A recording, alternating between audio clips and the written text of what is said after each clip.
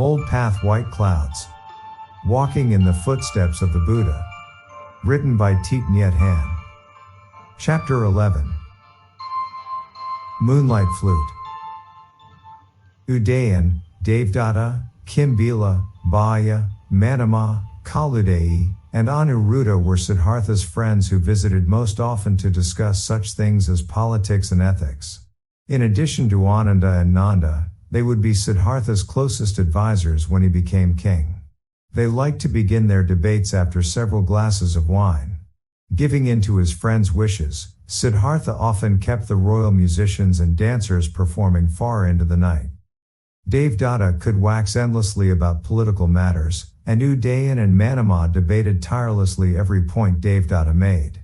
Siddhartha spoke little. Sometimes in the middle of a dance or song, Siddhartha would look over to find Anuruddha nodding, half asleep, and obviously wearied by the evening's activities. He would nudge Anuruddha and the two would steal outside where they could watch the moon and listen to the nearby stream. Anuruddha was Manama's younger brother. Their father was Prince Amritodana, Siddhartha's paternal uncle.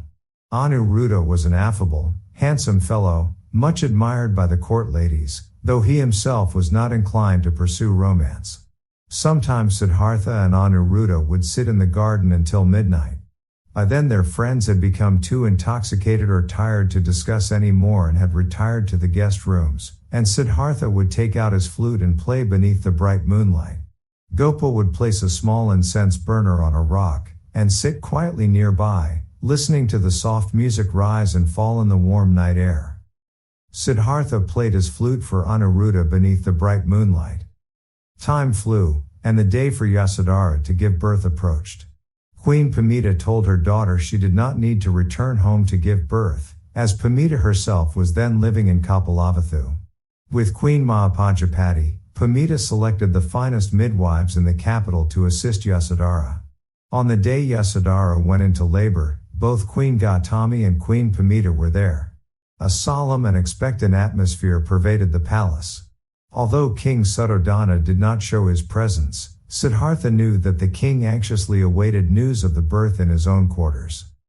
When Yasodhara's labor pains began in earnest, she was led into the inner chamber by her attendants. It was only the noon hour, but suddenly the sky grew dark with clouds, as though a deity's hand had obscured the sun. Siddhartha sat outside. Although he was separated from his wife by two walls, he could clearly hear her cries. With each passing moment, his anxiety increased. Yasodhara's moans now followed one upon another, and he was beside himself. Her cries tore at his heart until it was impossible to sit still.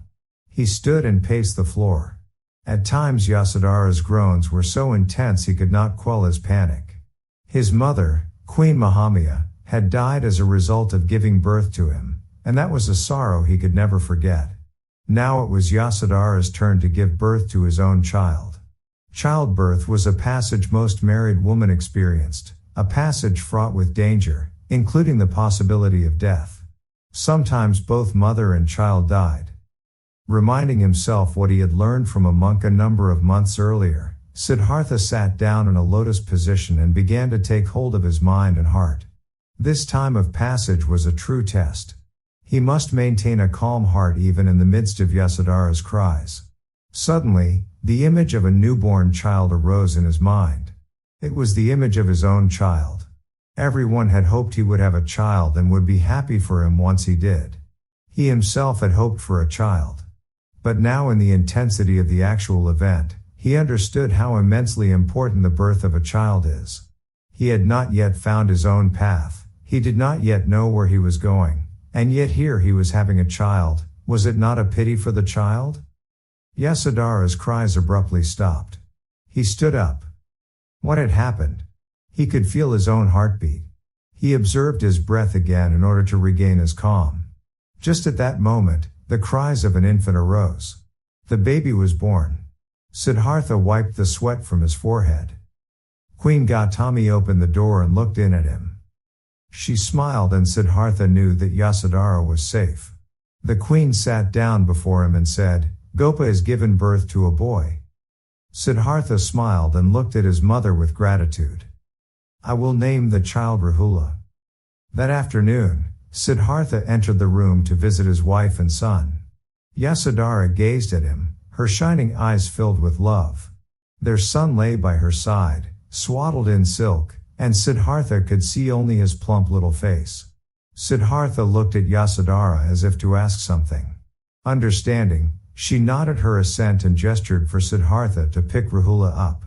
Siddhartha lifted the infant in his arms as Yasodhara watched. Siddhartha felt as though he were floating, and yet his heart was heavy with worry. Yasodhara rested for several days. Queen Gautami took care of everything from preparing special foods to tending the fireplace to keep mother and child warm. One day after they returned home, Siddhartha visited his wife and son, and as he held Rahula in his arms, he marveled at how precious and fragile a human life was. He recalled the day he and Yasodhara had attended the funeral of the poor child, 4 years old. The body still lay upon its deathbed when Siddhartha and Yasodhara arrived. All signs of life had vanished, and the child's skin was pale and waxen, its body no more than skin and bones. The child's mother knelt beside the bed wiping her tears and then crying again. A moment later, a Brahman arrived to perform the funeral rites. Neighbors who had kept an all-night vigil, lifted the child's corpse onto a bamboo stretcher they had made to carry the body to the river. Siddhartha and Yasodhara followed the procession of poor villagers. A simple funeral pyre had been set up by the riverbank. Following the Brahman's instructions, the people carried the stretcher down to the river and submerged the body. They then lifted it back up and left it on the ground for the water to drain away. This was a purification rite, for the people believed that the waters of the Banganga River could cleanse bad karma. A man poured perfume over the funeral pyre and then the child's body was placed upon it. The Brahman held a lit torch and walked around the pyre while chanting. Siddhartha recognized the passages from the Vedas. After the Brahman had circled the pyre 3 times, he lit it, and it soon burst into flames. The child's mother, brothers, and sisters wailed. Before long, the fire consumed the little boy's corpse. Siddhartha looked at Yasodhara and saw her eyes were filled with tears. Siddhartha felt like crying, too. Child, oh child, where now do you return? He thought. Siddhartha handed Rahula back to Yasodhara. He went outside and sat alone in the garden until the evening shadows fell. A servant came looking for him. Your Highness, the Queen asked me to find you. Your royal father has come to visit. Siddhartha went back inside. The palace torches had all been lit and flickered brightly. Chapter 12. Kanthaka. Yasodhara quickly regained her strength and soon was able to return to her work, while also spending much time with baby Rahula. One spring day, at Queen Gautami's insistence, Channa drove Siddhartha and Yasodhara out into the countryside for an outing. They brought Rahula along and a young servant girl named Ratna to help care for him. Pleasant sunlight streamed down upon tender green leaves. Birds sang on the blossoming branches of ashok and rose-apple trees. Channa let the horses trot at a leisurely pace. Country folk, recognizing Siddhartha and Yasodhara, stood and waved in greeting. When they approached the banks of the Banganga River, Channa pulled on the reins and brought the carriage to a sudden halt. Blocking the road before them was a man who had collapsed. His arms and legs were pulled in towards his chest and his whole body shook. Moans escaped from his half-open mouth. Siddhartha jumped down, followed by Channa. The man lying in the road looked less than 30 years old. Siddhartha picked up his hand and said to Channa, "It looks as though he's come down with a bad flu, don't you think? Let's massage him and see if it helps." Channa shook his head. "Your Highness, these aren't the symptoms of a bad flu. I'm afraid he's contracted something far worse. This is a disease for which there is no known cure." "Are you sure?" Siddhartha gazed at the man. "Couldn't we take him to the royal physician?" "Your Highness, even the royal physician can't cure this disease. I've heard this disease is highly infectious. If we take him in our carriage, He might infect your wife and son, and even yourself. Please, Your Highness, for your own safety, let go of his hand." But Siddhartha did not release the man's hand. He looked at it and then at his own. Siddhartha had always enjoyed good health, but now looking at the dying man no older than himself, all he had taken for granted suddenly vanished. From the riverbank came cries of mourning. He looked up to see a funeral taking place. There was the funeral pyre. The sound of chanting intertwined with the grief-stricken cries and the crackling of fire as the funeral pyre was led. Looking again at the man, Siddhartha saw that he had stopped breathing. His glassy eyes stared upwards. Siddhartha released his hand and quietly closed the eyes. When Siddhartha stood up, Yasodhara was standing close behind him. How long she had been there, he did not know. She spoke softly, "Please, my husband, go and wash your hands in the river. Channa, you do the same. Then we will drive into the next village and notify the authorities so they can take care of the body." Afterwards, no one had the heart to continue their spring outing. Siddhartha asked Channa to turn around, and on the way back no one spoke a word. That night, Yasodhara's sleep was disturbed by 3 strange dreams. In the first, she saw a white cow on whose head was a sparkling jewel, as bright as the North Star. The cow strolled through Kapalavathu headed for the city gates. From the altar of Indra resounded a divine voice, "If you can't keep this cow, there will be no light left in all the capital." Everyone in the city began chasing after the cow, yet no one was able to detain it. It walked out the city gates and disappeared. In her second dream, Yasodhara watched 4 god kings of the skies, atop Mount Sumeru, projecting a light onto the city of Kapalavathu. Suddenly the flag mounted on Indra's altar flapped violently and fell to the ground. Flowers of every color dropped like rain from the skies, and the sound of celestial singing echoed everywhere throughout the capital. In her third dream, Yasodhara heard a loud voice that shook the heavens. "The time has come. The time has come," it cried. Frightened, she looked over at Siddhartha's chair to discover he was gone. The jasmine flowers tucked in her hair fell to the floor and turned to dust. The garments and ornaments which Siddhartha had left on his chair transformed into a snake which slithered out the door. Yasodhara was filled with panic. All at once, she heard the bellowing of the white cow from beyond the city gates, the flapping of the flag upon Indra's altar, and the voices of heaven shouting, "The time has come. The time has come." Yasodhara awoke. Her forehead was drenched with sweat. She turned to Siddhartha and shook him. "Siddhartha, Siddhartha, please wake up." He was already awake. He stroked her hair to comfort her and asked, "What did you dream, Gopa? Tell me."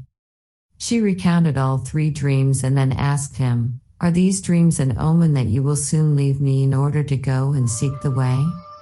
Siddhartha fell silent, then consoled her, "Gopa, please don't worry.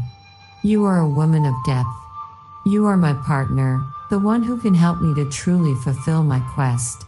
You understand me more than anyone else. If in the near future I must leave and travel far from you, I know you possess the courage to continue your work. You will care for and raise our child well.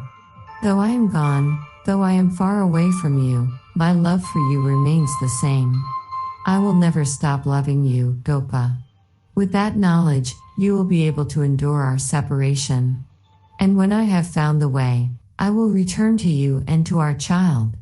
Please now, try to get some rest." Siddhartha's words, spoken so tenderly, penetrated Yasodhara's heart. Comforted, she closed her eyes and slept. The following morning, Siddhartha went to speak to his father. "My royal father, I ask your permission to leave home and become a monk in order to seek the path of enlightenment." King Suddhodana was greatly alarmed. Though he had long known this day might arrive, he had certainly not expected it to take place so abruptly. After a long moment, he looked at his son and answered, In the history of our family, a few have become monks, but no one has ever done it at your age. They all waited until they were past 50. Why can't you wait? Your son is still small, and the whole country is relying on you. Father, a day upon the throne would be like a day of sitting on a bed of hot coals for me. If my heart has no peace, how can I fulfill the people's trust in me? I have seen how quickly time passes, and I know my youth is no different. Please grant me your permission. The king tried to dissuade his son. You must think of your homeland, your parents, Yasodhara, and your son who is still an infant. Father, it is precisely because I do think of all of you that I now ask your permission to go. It is not that I wish to abandon my responsibilities. Father, you know that you cannot free me from the suffering in my heart any more than you can release the suffering in your own heart. The king stood up and grabbed his son's hand. Siddhartha, you know how much I need you. You are the one on whom I have placed all my hopes. Please, don't abandon me. I will never abandon you. I am only asking you to let me go away for a time. When I have found the way, I will return. A look of pain crossed King Suddhodana's face. He said no more and retired to his quarters. Later on, Queen Gautami came to spend the day with Yasodhara, and in the early evening, Udayan, one of Siddhartha's friends, came to visit with Devdatta, Ananda, Baya, Anuruddha, Kimbila, and Bhadrika. Udayan had organized a party and had hired one of the finest dancing troupes in the capital to perform. Festive torches brightened the palace. Gautami told Yasodhara that Udayan had been summoned by the king and given the task to do everything he could think of to entice Siddhartha to remain in the palace. The evening's party was the first of Udayan's plans. Yasodhara instructed her attendants to prepare food and drinks for all the guests before retiring to her quarters with Gautami. Siddhartha himself went out and welcomed his guests. It was the full moon day of the month of Uttarasalha. As the music began, the moon appeared above a row of trees in the southeastern sky. Gautami confided her thoughts to Yasodhara until it was late and then excused herself to return to her own residence. Yasodhara walked with her to the veranda where she saw the full moon now suspended high in the night sky. The party was still in full swing. Sounds of music, talking, and laughter drifted from within. Yasodhara led Gautami to the front gate and then went on her own to find Channa. He was already asleep when she found him. Yasodhara woke him and whispered, "It is possible the prince will require your services tonight. Prepare Kanthaka to ride. And saddle another horse for yourself." "Your Highness, where is the prince going?" "Please don't ask. Just do as I have said because the prince may need to ride tonight." Channa nodded and entered the stable while Yasodhara returned inside the palace. She readied clothes suitable for traveling and placed them on Siddhartha's chair. She took a light blanket to cover Rahula and then lay upon the bed herself. As she lay there, she listened to the sounds of music, talking, and laughter. It was a long time before the sounds faded then disappeared. She knew the guests had retired to their quarters. Yasodhara lay quietly as silence returned to the palace. She waited a long time, but Siddhartha did not return to their room. He was sitting alone outside, gazing at the radiant moon and stars. 1,000 stars twinkled. He had made up his mind to leave the palace that very night. At long last, he entered his chamber and changed into the traveling clothes awaiting him there. He pulled back the curtain and gazed upon the bed. Gopa was lying there, no doubt asleep. Rahula was by her side. Siddhartha wanted to enter and speak words of parting to Yasodhara, but he hesitated. He had already said everything that was essential. If he woke her now, it would only make their parting more painful. He let the curtain drop and turned to leave. Again he hesitated. Once more he lifted back the curtain to take a last look at his wife and son. He looked at them deeply as though to imprint on his memory that familiar and beloved scene. Then he released the curtain and walked out. As he passed the guest hall, Siddhartha saw the slumbering, dancing girls sprawled across the carpets. Their hair was undone and disheveled, their mouths hanging open like dead fish. Their arms, so soft and supple during the dance, now looked as stiff as boards. Their legs were tangled across each other's bodies like victims on a battlefield. Siddhartha felt as though he were crossing a cemetery. He made his way to the stables and found Channa still awake. "Channa, please saddle and bring Kanthaka to me." Channa nodded. He had prepared everything. Kanthaka was already bridled and saddled. Channa asked, "May I accompany you, Prince?" Siddhartha nodded and Channa entered the stable for his own horse. They led the horses out of the palace grounds. Siddhartha stopped and stroked Kanthaka's mane. "Kanthaka," he spoke, "this is a most important night. You must give me your best for this journey." After preparing Kanthaka for a long journey, Channa asked Siddhartha, "May I accompany you?" He mounted Kanthaka and Channa mounted his horse. They walked them to avoid making any loud noise. The guards were fast asleep, and they passed through the city gates easily. Once well beyond the city gates, Siddhartha turned for a last look at the capital, now lying quietly beneath the moonlight. It was there that Siddhartha had been born and raised, the city where he had experienced so many joys and sorrows, so many anxieties and aspirations. In the same city now slept everyone close to him, his father, Gautami, Yasodhara, Rahula, and all the others. He whispered to himself, "If I do not find the way, I will not return to Kapalavathu." He turned his horse towards the south and Kanthaka broke into a full gallop. Chapter 13. Beginning spiritual practice. Even at a full gallop, they did not reach the border of Sakya until daybreak. Before them flowed the Anoma River, which they followed downstream until they found a shallow place to cross over with the horses. They rode for another spell before coming to the edge of a forest. A deer flitted in and out among the trees. Birds flew close by, undisturbed by the men's presence. Siddhartha dismounted. He smiled and stroked Kanthaka's mane. "Kanthaka, you are wonderful. You have helped bring me here, and for that, I thank you." The horse lifted his head and looked lovingly at his master. Siddhartha pulled out a sword tucked in his horse's saddle and then grasping his own long locks of hair in his left hand, cut them off with his right. Channa dismounted his own horse. Siddhartha handed him the hair and sword. He then removed his jeweled necklace.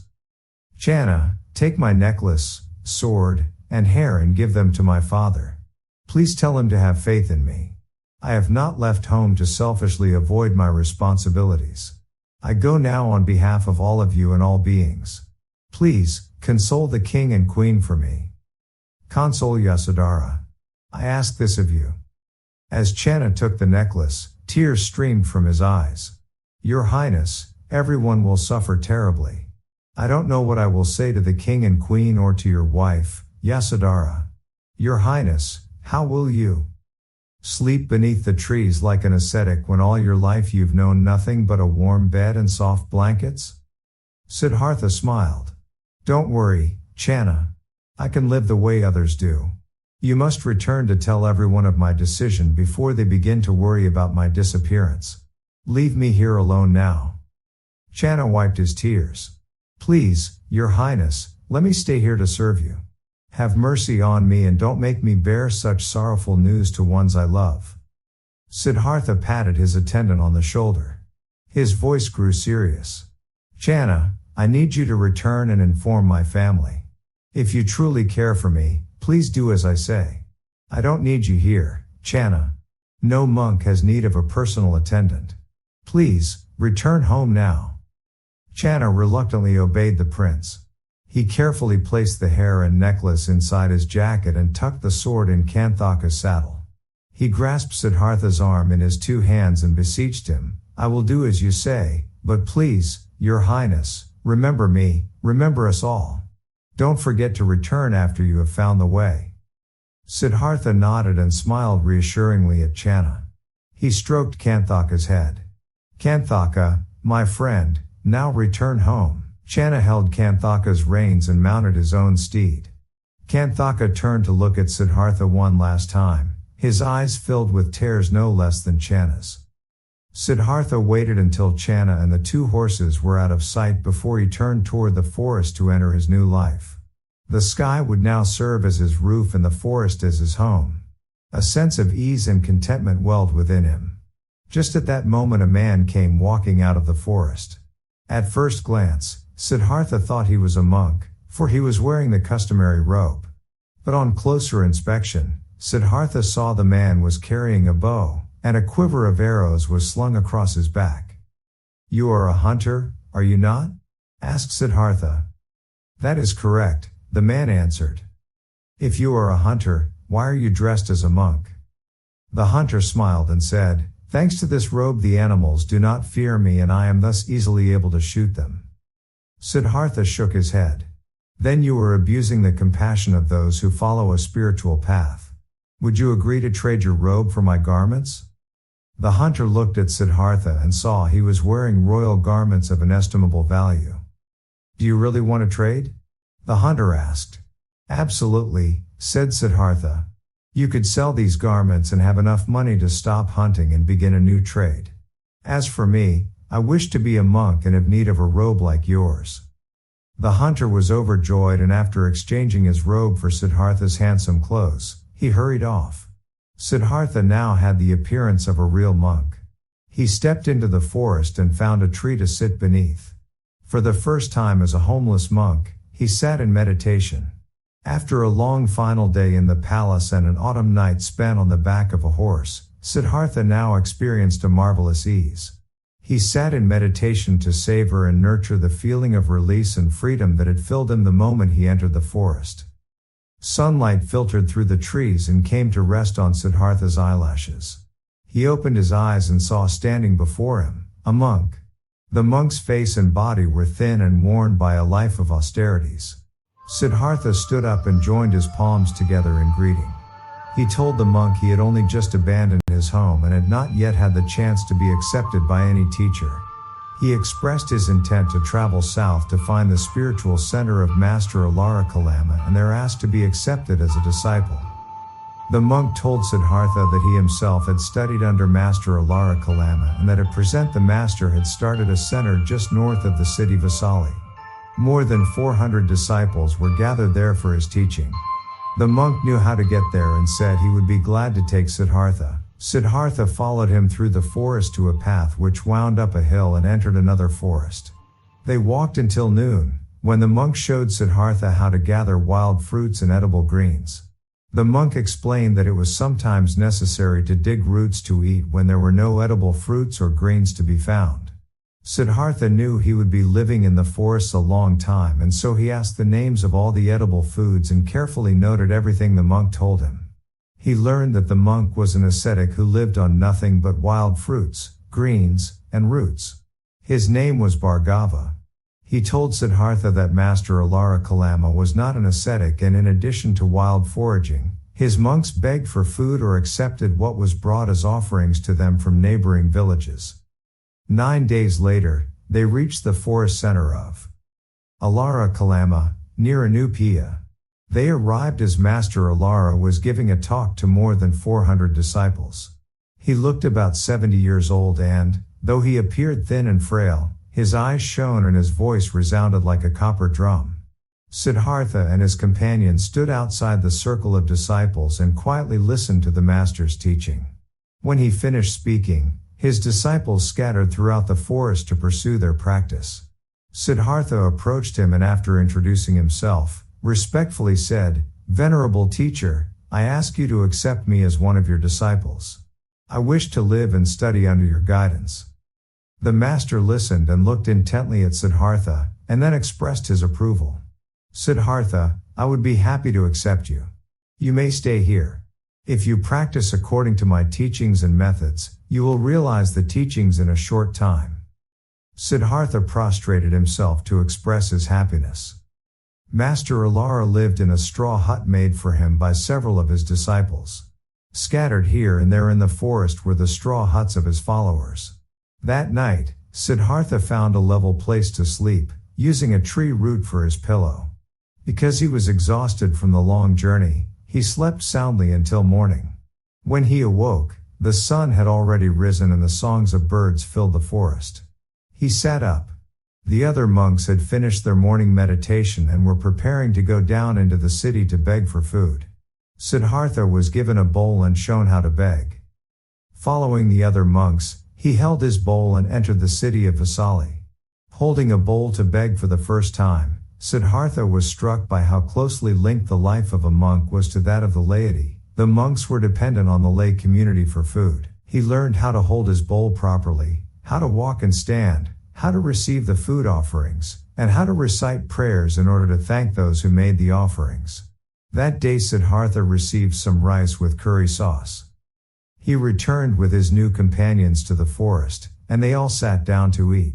When he had finished, he went to Master Alara to receive spiritual instruction. Alara was sitting in deep meditation when Siddhartha found him, and so he sat down before the master, quietly trying to focus his own mind. After a long time, Alara opened his eyes. Siddhartha prostrated himself and asked Master Alara to teach him. Alara spoke to the new monk about faith and diligence and showed him how to use his breathing to develop concentration. He explained, "My teaching is not a mere theory. Knowledge is gained from direct experience and direct attainment, not from mental arguments. In order to attain different states of meditation, it is necessary to rid yourself of all thoughts of past and future. You must focus on nothing but liberation." Siddhartha asked about how to control the body and the sensations, and then respectfully thanked his teacher and walked away slowly to find a place in the forest where he could practice. He gathered branches and leaves and constructed a small hut beneath a sal tree where his meditation practice could ripen. He practiced diligently and, every 5 or 6 days, he returned to ask Alara's advice concerning whatever difficulties he was experiencing. In a short time, Siddhartha made considerable progress. While sitting in meditation, he was able to let go of thoughts and even of clinging to his past and future, and he attained a state of wondrous serenity and rapture, although he felt the seeds of thought and attachment still present in him. Several weeks later, Siddhartha reached a higher state of meditation, and the seeds of thought and attachment dissolved. Then he entered a state of concentration in which both rapture and non-rapture ceased to exist. It felt to him as though the 5 doors of sense perception had completely closed, and his heart was as still as a lake on a windless day.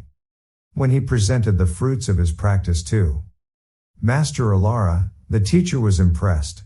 He told Siddhartha that he had made remarkable progress in a short time, and he taught Siddhartha how to realize the meditative state called the realm of limitless space, in which the mind becomes one with infinity, all material and visual phenomena cease to arise, and space is seen as the limitless source of all things. Siddhartha followed his teacher's instructions and concentrated his efforts on achieving that state, and in less than 3 days, he succeeded. But Siddhartha still felt that even the ability to experience infinite space had not liberated him from his deepest anxieties and sorrows. Dwelling in such a state of awareness, he still felt hindrances, so he returned to Alara for assistance. The master told him, "You must go one step further. The realm of limitless space is of the same essence as your own mind. It is not an object of your consciousness, but your very consciousness itself. Now you must experience the realm of limitless consciousness." Siddhartha returned to his spot in the forest, and in just 2 days, he realized the realm of limitless consciousness. He saw that his own mind was present in every phenomenon in the universe. But even with this attainment, he still felt oppressed by his deepest afflictions and anxieties. So Siddhartha returned to Master Alara and explained his difficulty. The master looked at him with eyes of deep respect and said, "You are very close to the final goal. Return to your hut and meditate on the illusory nature of all phenomena." Everything in the universe is created by our own mind. Our mind is the source of all phenomena. Form, sound, smell, taste, and tactile perceptions such as hot and cold, hard and soft, these are all creations of our mind. They do not exist as we usually think they do. Our consciousness is like an artist, painting every phenomenon into being. Once you have attained the state of the realm of no materiality, you will have succeeded. The realm of no materiality is the state in which we see that no phenomenon exists outside of our own mind. The young monk joined his palms to express his gratitude to his teacher, and returned to his corner of the forest. While Siddhartha studied with Alara Kalama, he made the acquaintance of many other monks. Everyone was attracted by Siddhartha's kind and pleasant manner. Often, before Siddhartha had a chance to seek food for himself, he found food waiting for him by his hut. When he came out of meditation, he would find a few bananas or a rice ball secretly left for him by another monk. Many monks liked to befriend Siddhartha in order to learn from him, as they had heard their own master praise Siddhartha's progress. Master Alara had once asked about Siddhartha's background and so learned of Siddhartha's life as a prince. But Siddhartha only smiled when other monks asked him about his royal past.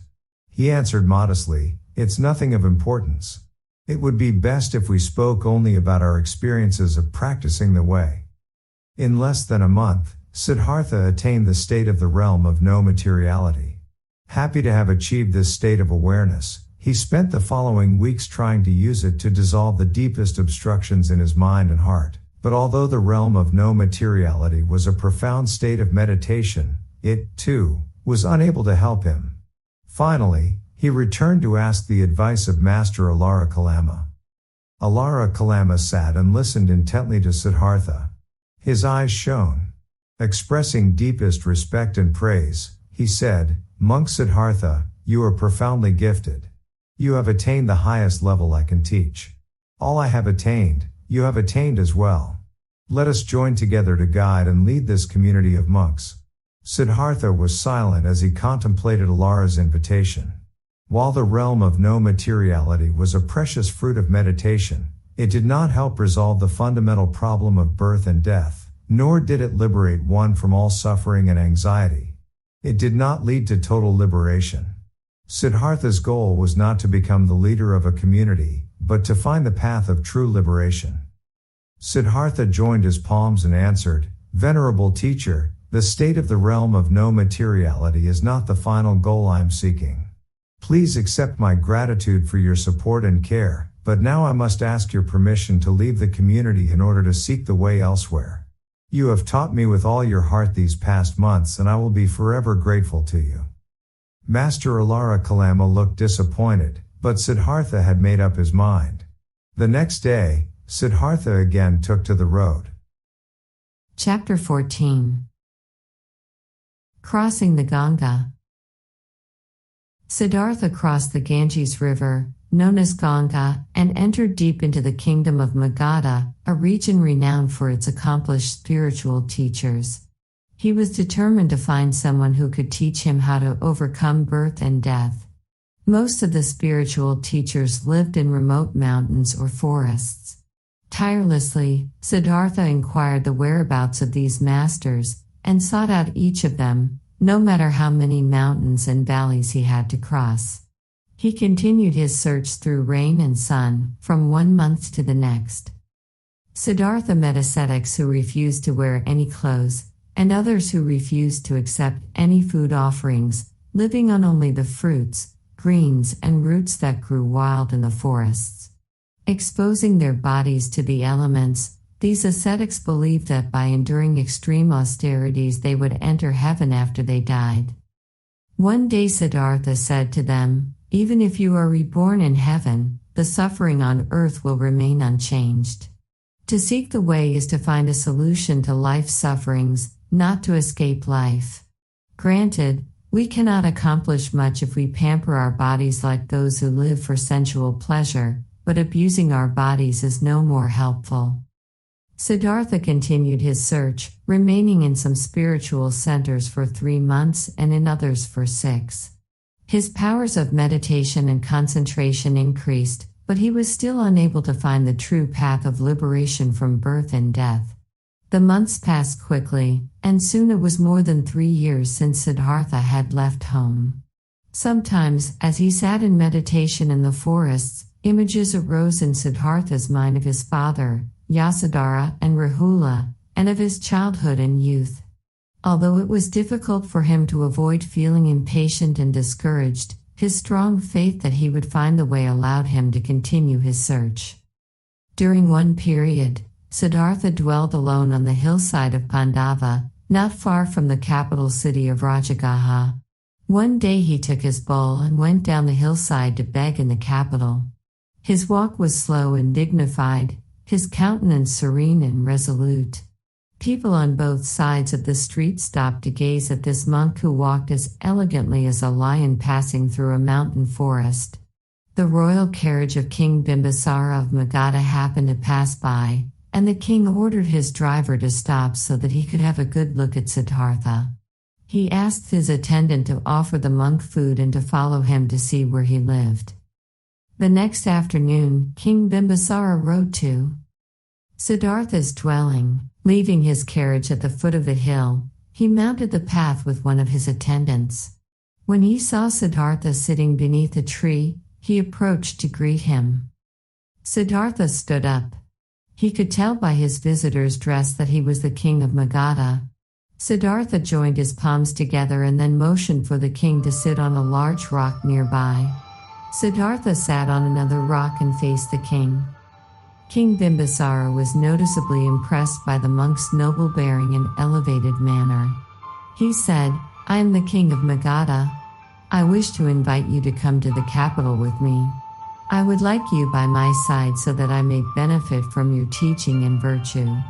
With you at my side, I am sure the kingdom of Magadha would enjoy peace and prosperity." King Bimbisara was noticeably impressed by the monk's noble bearing and elevated manner. Siddhartha smiled. "Great king, I am more used to living in the forest. This is too harsh a life. You have no bed, no attendant to assist you. If you agree to come with me, I will give you your own palace. Please return with me to teach." "Great king, palace life is not well suited to me. I am endeavoring to find a path of liberation to free myself and all beings from suffering. Palace life is not compatible with the heart's quest of this monk. You are still young, as I am. I have need of a friend with whom I can truly share. From the moment I saw you, I felt a natural connection with you. Come with me. If you accept, I will reserve half of my kingdom for you, and when you are older, you can return to the life of a monk. It won't be too late. I thank you for your generous heart and offer of patronage, but I truly have but one desire, and that is to find the path which can liberate all beings from suffering. Time passes quickly, great king. If I don't use the strength and energy I now possess as a young man, old age will arrive too soon and I will feel deep regret. Life is so uncertain, sickness or death can occur at any moment. The flames of inner turmoil caused by greed, anger, hatred, passion, jealousy, and pride continue to burn in my heart. Only when the Great Way is discovered, will liberation be possible for all beings. If you truly feel affection for me, you will allow me to continue the path I have long pursued." King Bimbisara was even more impressed after hearing Siddhartha speak. He said, "It gives me great joy to hear your words so filled with determination. Dear monk, allow me to ask where you are from and what your family name is." "Great king, I come from the kingdom of Sakya. My family name is Sakya. King Suddhodana, who presently rules in Kapilavatthu, is my father, and my mother was Queen Mahamaya. I was the prince, heir to the throne, but because I wished to become a monk in order to seek the way, I left my parents, wife, and son, more than 3 years ago." King Bimbisara was astonished. "Then you yourself are of royal blood. I am most honored to meet you, noble monk.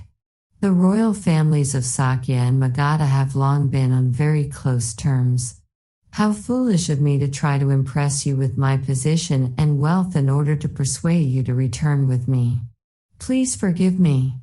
Let me ask only this, from time to time, come to my palace and allow me to offer you food, and when you have found the great way, return in compassion to teach me as your disciple.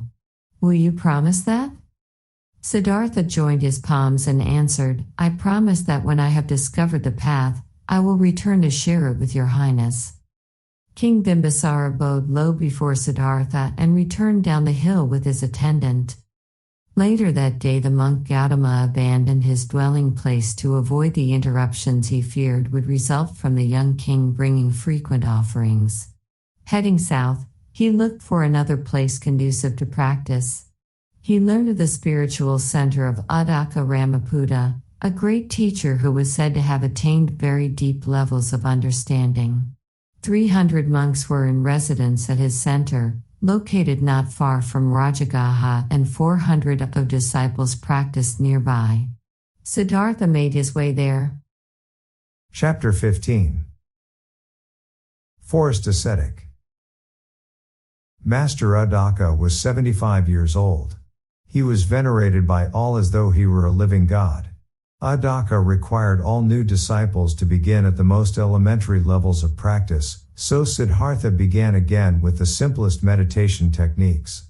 But in just a few weeks, he demonstrated to his new teacher that he had already attained to the realm of no materiality, and Master Adaka was impressed. He saw in this young man of noble bearing a potential spiritual heir, and he taught Siddhartha with utmost care. Monk Siddhartha Gautama, in the state of no materiality, emptiness is no longer the same as empty space, nor is it what is usually called consciousness. All that remains are perception and the object of perception. Thus, the path to liberation is to transcend all perception. Siddhartha respectfully asked, Master, if one eliminates perception, what is left? If there is no perception, how do we differ from a piece of wood or a rock? A piece of wood or a rock is not without perception. Inanimate objects are themselves perception. You must arrive at a state of consciousness in which both perception and non-perception are eliminated.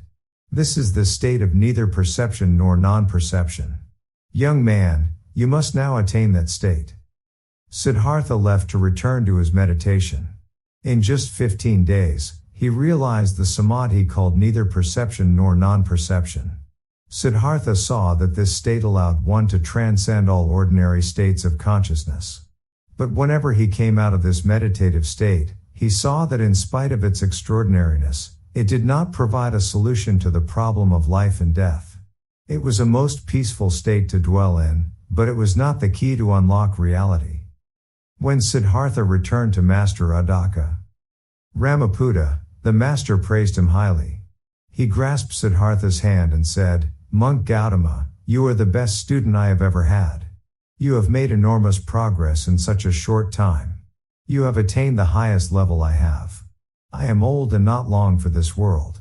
If you will remain here, we can guide this community together, and when I die, you can take my place as master of the community. Once again, Siddhartha politely declined. He knew that the state of neither perception nor non-perception was not the key to liberation from birth and death, and that he had to move on. He expressed his deepest gratitude to the master and to the community of monks, and took his leave. Everyone had come to love Siddhartha, and all were sad to see him go, during his stay at Adaka Ramaputa's center. Siddhartha made friends with a young monk named Khandana. Khandana was very fond of Siddhartha and regarded him as a teacher as well as a good friend. No one else in the community except Siddhartha had attained the state of no materiality, not to mention the state of neither perception nor non-perception. Khandana knew that the master considered Siddhartha worthy to be his spiritual heir. Just looking at Siddhartha gave Khandana faith in his own practice. He often approached Siddhartha to learn from him, and a special bond grew between them. Khandana regretted his friend's departure. He accompanied Siddhartha down the mountain and waited until he was no longer in sight before returning back up the mountain. Siddhartha had accomplished so much with the masters reputed to be the two best meditation teachers in the land, and yet the fundamental issue of liberation from suffering was still burning inside him. He realized that he probably would not be able to learn much more from any of the other teacher sages throughout the land, and so he knew that he had to seek the key to enlightenment on his own. Walking slowly west, between rice fields and across a long stretch of muddy lagoons and streams, Siddhartha reached the Narayana River. He waded across it and walked until he reached Dhangsiri Mountain, half a day's walk from Uruvela village. The steep and rocky slopes ended in sawtoothed peaks and concealed many caves. Boulders as large as the homes of poor villagers perched on the mountainside. Siddhartha resolved to remain here until he discovered the way to liberation. He found a cave in which he could sit in meditation for long hours, and while sitting, he reviewed all the practices he had done for what was now more than 5 years. He remembered how he had advised the ascetics not to abuse their bodies, telling them that would only add to the suffering of a world already filled with suffering. But now, as he considered their path more carefully, he thought to himself, "You can't make a fire with soft, wet wood. The body is the same. If physical desires are not mastered, it is difficult for the heart to attain enlightenment. I will practice self-mortification in order to attain liberation." Thus, the monk Gautama began a period of extreme asceticism. On dark nights, he entered the deepest and most wild reaches of the forest, the mere thought of which was enough to make a person's hair stand on end, and there he remained throughout the night. Even as fear and panic engulfed his mind and body, he sat without stirring. When a deer approached with its rustling sounds, his fear told him that these were demons coming to kill him, but he did not budge. When a peacock broke a piece of dead twig, his fear told him it was a python coming down from a tree, yet he still did not move, even as fear shot through him like the sting of red ants. He tried to overcome all physical fears. He believed that once his body was no longer enslaved by fear, his mind would break the chains of suffering.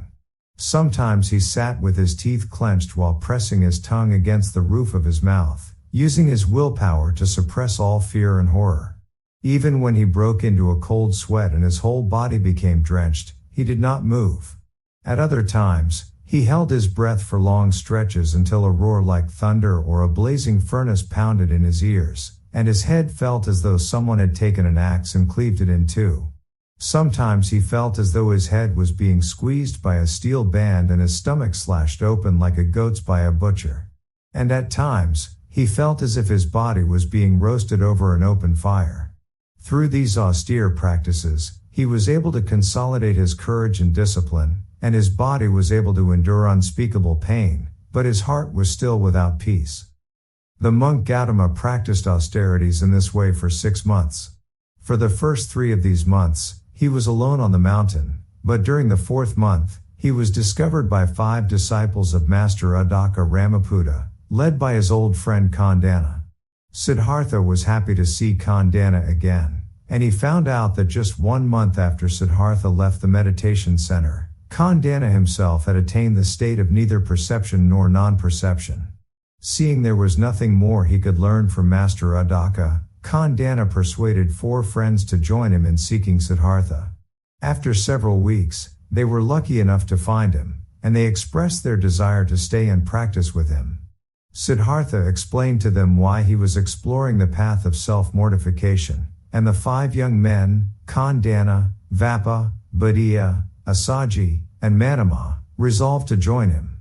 Each monk found a cave to live in, not far from one another, and every day one of them went into town to beg for food. When he returned, the food was divided into 6 portions so that none of them had more than a small handful each day. Days and months went by, and the 6 monks grew thin and gaunt. They left the mountain and moved east toward the village of Uruvela, on the bank of the Narayana, and continued to practice in the same way. But Siddhartha's austerities began to alarm even his 5 companions, and they found it impossible to keep up with him. Siddhartha ceased bathing in the river or even taking his share of the food. On some days he ate just a shriveled guava he happened to find on the ground or a piece of dried buffalo manure. His body had become terribly wasted, it was little more than loose flesh hanging on protruding bones. He had not cut his hair or beard in 6 months, and when he rubbed his head, Handfuls of hair fell out as though there was no longer any space for it to grow on the bit of flesh still clinging to his skull. And then one day, while practicing sitting meditation in a cemetery, Siddhartha realized with a jolt how wrong the path of self-mortification was. The sun had set and a cool breeze gently caressed his skin. After sitting all day beneath the blazing sun, the breeze was delightfully refreshing, and Siddhartha experienced an ease in his mind unlike anything he had felt during the day. He realized that body and mind formed one reality which could not be separated. The peace and comfort of the body were directly related to the peace and comfort of the mind. To abuse the body was to abuse the mind. He remembered the first time he sat in meditation when he was 9 years old, beneath the cool shade of a rose apple tree on the day of the year's first plowing. He remembered how the refreshing ease of that sitting had brought him a sense of clarity and calm. He recalled, as well, his meditation in the forest right after Channa had left him. He thought back to his first days with Master Alara Kalama. Those initial sessions of meditation had nourished both body and mind, creating in him a deep ability to concentrate and focus. But after that, Master Alara Kalama had told him to transcend the joys of meditation in order to attain to states that existed beyond the material world, states such as the realms of limitless space and limitless consciousness, and the state of no materiality. Later, there had been the state of neither perception nor non-perception. Always. The goal had been to find a means to escape the world of feeling and thought, the world of sensation and perception. He asked himself, why follow only the traditions laid down in scripture? Why fear the joyful ease that meditation brings? Such joys have nothing in common with the 5 categories of desire which obscure awareness. To the contrary, the joys of meditation can nourish body and mind and provide the strength needed to pursue the path to enlightenment. The monk Gautama resolved to regain his health and to use his meditation to nourish both body and mind. He would beg for food again starting the next morning. He would be his own teacher, not depending on the teachings of anyone else. Happy with this decision, he stretched out on a mound of earth and peacefully drifted off to sleep. The full moon had just risen in a cloudless sky, and the Milky Way stretched clear and radiant across the heavens. The monk Gautama awoke the next morning to the sound of birds singing. He stood up and recalled his decisions of the previous night. He was covered with dirt and dust, and his robe was so tattered and threadbare it no longer covered his body. He remembered seeing a corpse in the cemetery the day before, and he guessed that today or tomorrow people would lift it down to the river to perform the cremation ceremony, and the brick-colored cloth that covered it would no longer be needed. He approached the corpse and, reflecting quietly on birth and death, respectfully removed the cloth from the body. The corpse was that of a young woman, her body swollen and discolored. Siddhartha would use the brick-colored cloth as a new robe. He walked to the river to bathe himself and at the same time to wash the cloth. The water was cool, and Siddhartha found it overwhelmingly refreshing. He enjoyed the pleasant feeling of the water on his skin, welcoming the sensation with a new state of mind. He took a long time bathing, and then he scrubbed and wrung out his new robe. But as he went to climb out of the water, his strength failed him. He did not have enough energy to pull himself onto the bank. He stood quietly and breathed calmly. To one side he saw a tree branch leaning over the water, its leaves skimming the surface. He walked towards it slowly and grabbed onto it to support himself while he climbed out of the water. But as Siddhartha went to climb out of the water, his strength failed him. He sat down to rest on the riverbank as the sun climbed higher into the sky. He spread out the cloth to dry in the hot sun, and when the cloth was dry, Siddhartha wrapped it around himself and set out for the village of Uruvela. But before he had walked even halfway, his strength failed him, and, unable to catch his breath, he collapsed. He lay unconscious for some time before a young girl from the village appeared. 13-year-old Sujata had been sent by her mother to carry rice milk, cakes, and lotus seeds to offer to the forest gods. When she saw the monk lying unconscious on the road, barely breathing, she knelt down and placed a bowl of milk to his lips. She knew he was an ascetic who had fainted from weakness. When the drops of milk moistened his tongue and throat, Siddhartha responded immediately. He could taste how refreshing the milk was, and he slowly drank the entire bowlful. After a few dozen breaths he was revived enough to sit up, and he motioned Sujata to pour him another bowlful of milk. It was remarkable how quickly the milk restored his strength. That day he decided to abandon austerity practice and go to the cool forest across the river to practice there. During the days that followed, he gradually began to eat and drink normally. Sometimes Sujata brought him food offerings, sometimes he took his bowl into the village to beg. Every day he practiced walking meditation along the riverbank, and the rest of the time he devoted to sitting meditation. Every evening he bathed in the Naranjara River. He abandoned all reliance on tradition and scripture in order to find the way on his own. He returned to himself to learn from his own successes and failures. He did not hesitate to let meditation nourish his mind and body, and a sense of peace and ease grew within him. He did not distance himself or try to escape his feelings and perceptions, but maintained mindfulness in order to observe them as they arose. He abandoned the desire to escape the world of phenomena, and as he returned to himself, he found he was completely present to the world of phenomena. One breath, one bird's song, one leaf, one ray of sunlight, any of these might serve as his subject of meditation. He began to see that the key to liberation lay in each breath, each step, each small pebble along the path. The monk Gautama went from meditating on his body to meditating on his feelings, and from meditating on his feelings to meditating on his perceptions, including all the thoughts which rose and fell in his own mind. He saw the oneness of body and mind, that each and every cell of the body contained all the wisdom of the universe. He saw that he needed only to look deeply into a speck of dust to see the true face of the entire universe, that the speck of dust was itself the universe, and if it did not exist, the universe could not exist either. The monk Gautama went beyond the idea of a separate self, of Atman, and, with a start, realized that he had long been dominated by a false view of Atman as expounded in the Vedas. In reality, all things were without a separate self. Non-self, or anatman, was the nature of all existence. Anatman was not a term to describe some new entity. It was a thunderbolt that destroyed all wrong views. Taking hold of non-self, Siddhartha was like a general raising his sharp sword of insight on the battlefield of meditation practice. Day and night he sat beneath the pipala tree, as new levels of awareness awoke in him like bright flashes of lightning. During this time, Siddhartha's 5 friends lost faith in him. They saw him sitting along the river bank eating food offerings. They watched him speak and smile to a young girl, enjoy milk and rice, and carry his bowl down into the village.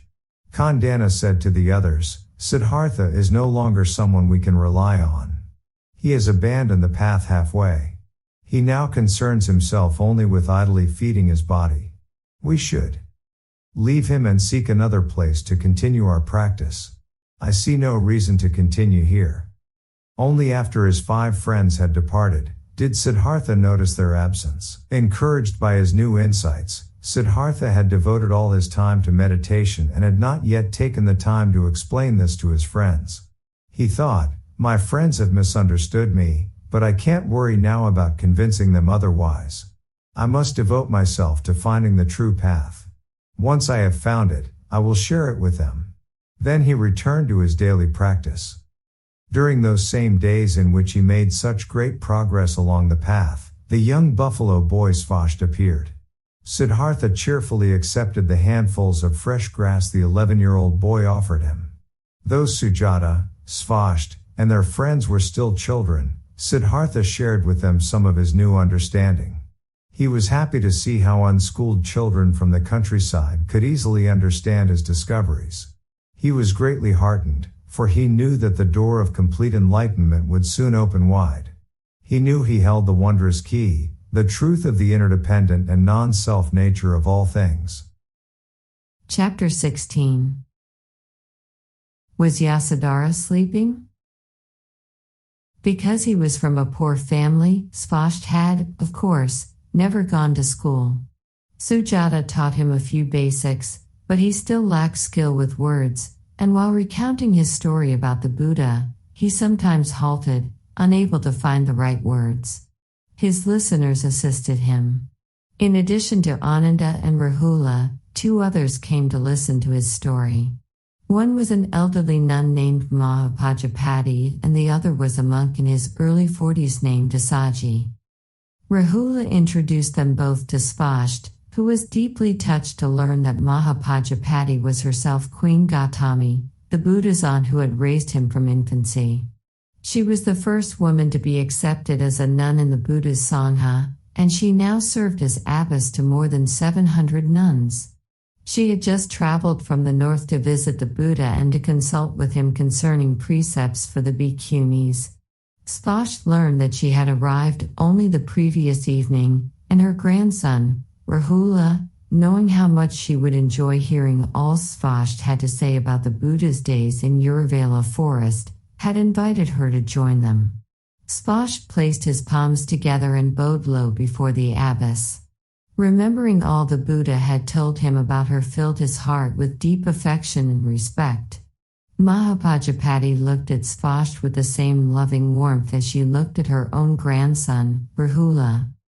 Rahula introduced Asaji to Spasht, and Spasht's eyes lit up when he learned that Asaji was one of the 5 friends who had practiced self-mortification with the Buddha near Spasht's own home. The Buddha had told him back then that when his friends saw he had abandoned austerities to drink milk and eat rice, they left him to practice elsewhere. Spasht wondered how Asaji had come to be of the Buddha's disciples, living right here at Bamboo Forest Monastery. He would ask Rahula about it later. Bhikkhuni Gautami assisted Spasht the most in his efforts to tell his tale. She asked questions about details that didn't seem important to him but were of obvious interest to her. She asked where he had cut the kusa grass he offered the Buddha for a meditation cushion and how often he had provided new bundles of grass for the Buddha. She wanted to know if after giving the Buddha the grass, the buffaloes still had enough to eat at night. And she asked if he was ever beaten by the buffalo's owner. Much remained to be told, but Spasht asked permission to stop there for the evening and promised to continue the following day. But before taking his leave, he wondered if he could ask Bhikkhuni Gautami a few questions he had held in his heart for 10 years. She smiled at him and said, "Go ahead and ask. If I am able to answer your questions, I will be most happy to." There were several things Spasht wanted to know. First of all, had Yasodhara really been sleeping or only pretending to be asleep the night Siddhartha pulled back the curtain before his departure? Spasht also wanted to know what the king, queen, and Yasodhara thought and said when Channa returned with Siddhartha's sword, necklace, and locks of hair. What happened in the lives of the Buddha's family in the 6 years of his absence? Who first heard the news that the Buddha had attained the way? Who first welcomed the Buddha back, and did all the city come out to greet him when he returned to Kapilavatthu?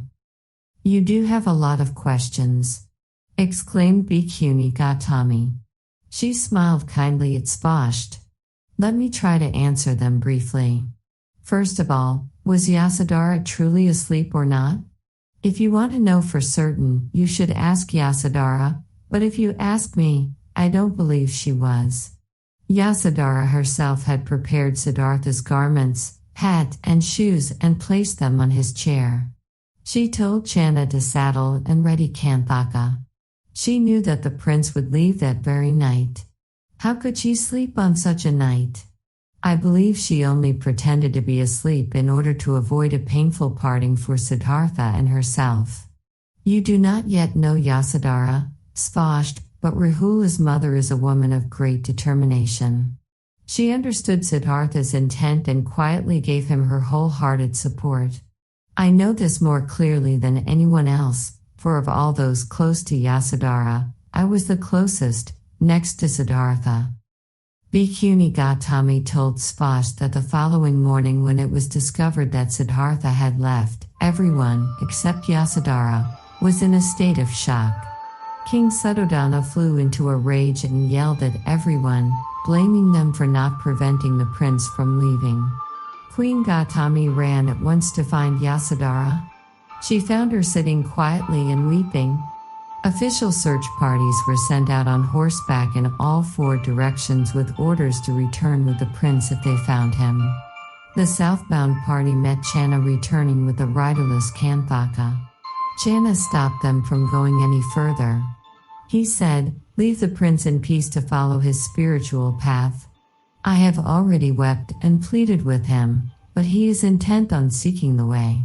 Anyway, he has entered the deep forests which lie in another country's territory. You cannot seek him there." When Channa returned to the palace, he lowered his head to the ground 3 times as a sign of remorse and took the sword, necklace, and locks of hair to give to the king. At that moment, Queen Gautami and Yasodhara were by the king's side. Seeing Channa's tears, the king did not rebuke him, but slowly asked about all that had taken place. He told Channa to give the sword, necklace, and hair to Yasodhara for safekeeping. The atmosphere in the palace was dreary. Losing the prince was like losing the light of day. The king retired to his quarters and refused to come out for many days. His minister Vesamita was obliged to handle all palace matters on his behalf. After being returned to his stall, Kanthaka refused to eat or drink and died a few days later. Overcome with grief, Channa asked Yasodhara's permission to provide a ritual cremation for the prince's horse. Bhikkhuni Gautami had recounted events up to that point when the bell for meditation rang. Everyone looked disappointed, but Ananda said they should not skip meditation, no matter how good the stories were. He invited them all to return the following day to his hut. Svasth and Rahula joined their palms and bowed to Bhikkhuni Gautami, Ananda and Asaji before returning to the hut of their teacher, Sariputta. The 2 young friends walked side by side without speaking. The slow reverberations of the bell gained momentum like waves breaking one upon another. Svasth followed his breath and silently recited the Gatha for hearing the bell. "Listen, listen, this wonderful sound brings me back to my true self." Chapter 17. Pipala Leaf. Beneath the Pipala tree, the hermit Gautama focused all of his formidable powers of concentration to look deeply at his body. He saw that each cell of his body was like a drop of water in an endlessly flowing river of birth, existence, and death, and he could not find anything in the body that remained unchanged or that could be said to contain a separate self. Intermingled with the river of his body was the river of feelings in which every feeling was a drop of water. These drops also jostled with one another in a process of birth, existence, and death. Some feelings were pleasant, some unpleasant, and some neutral, but all of his feelings were impermanent. They appeared and disappeared just like the cells of his body. With his great concentration, Gautama next explored the river of perceptions which flowed alongside the rivers of body and feelings. The drops in the river of perceptions intermingled and influenced each other in their process of birth, existence, and death. If one's perceptions were accurate, reality revealed itself with ease, but if one's perceptions were erroneous, reality was veiled. People were caught in endless suffering because of their erroneous perceptions. They believed that which is impermanent is permanent, that which is without self contains self, that which has no birth and death as birth and death, and they divided that which is inseparable into parts. Gautama next shone his awareness on the mental states which were the sources of suffering: fear, anger, hatred, arrogance, jealousy, greed, and ignorance. Mindful awareness blazed in him like a bright sun, and he used that sun of awareness to illuminate the nature of all these negative mental states. He saw that they all arose due to ignorance. They were the opposite of mindfulness. They were darkness, the absence of light. He saw that the key to liberation would be to break through ignorance and to enter deeply into the heart of reality and attain a direct experience of it. Such knowledge would not be the knowledge of the intellect, but of direct experience. In the past, Siddhartha had looked for ways to vanquish fear, anger, and greed, but the methods he had used had not borne fruit because they were only attempts to suppress such feelings and emotions. Siddhartha now understood that their cause was ignorance, and that when one was liberated from ignorance, mental obstructions would vanish on their own, like shadows fleeing before the rising sun. Siddhartha's insight was the fruit of his deep concentration. He smiled, and looked up at a pipala leaf imprinted against the blue sky, its tail blowing back and forth as if calling him. Looking deeply at the leaf, he saw clearly the presence of the sun and stars. Without the sun, without light and warmth, the leaf could not exist. This was like this, because that was like that. He also saw in the leaf the presence of clouds. Without clouds there could be no rain, and without rain the leaf could not be. He saw the earth, time, space, and mind, all were present in the leaf. In fact, at that very moment, the entire universe existed in that leaf. The reality of the leaf was a wondrous miracle. Though we ordinarily think that a leaf is born in the springtime, Gautama could see that it had been there for a long, long time in the sunlight, the clouds, the tree, and in himself. Seeing that the leaf had never been born, he could see that he too had never been born. Both the leaf and he himself had simply manifested, they had never been born and were incapable of ever dying. With this insight, ideas of birth and death, appearance and disappearance dissolved, and the true face of the leaf and his own true face revealed themselves. He could see that the presence of any one phenomenon made possible the existence of all other phenomena. One included all, and all were contained in one. The leaf and his body were one. Neither possessed a separate, permanent self. Neither could exist independently from the rest of the universe. Seeing the interdependent nature of all phenomena, Siddhartha saw the empty nature of all phenomena, that all things are empty of a separate, isolated self. He realized that the key to liberation lay in these two principles of interdependence and non-self. Clouds drifted across the sky, forming a white background to the translucent pipala leaf. Perhaps that evening the clouds would encounter a cold front and transform into rain. Clouds were one manifestation, rain was another. Clouds also were not born and would not die. If the clouds understood that, Gautama thought, surely they would sing joyfully as they fell down as rain onto the mountains, forests, and rice fields.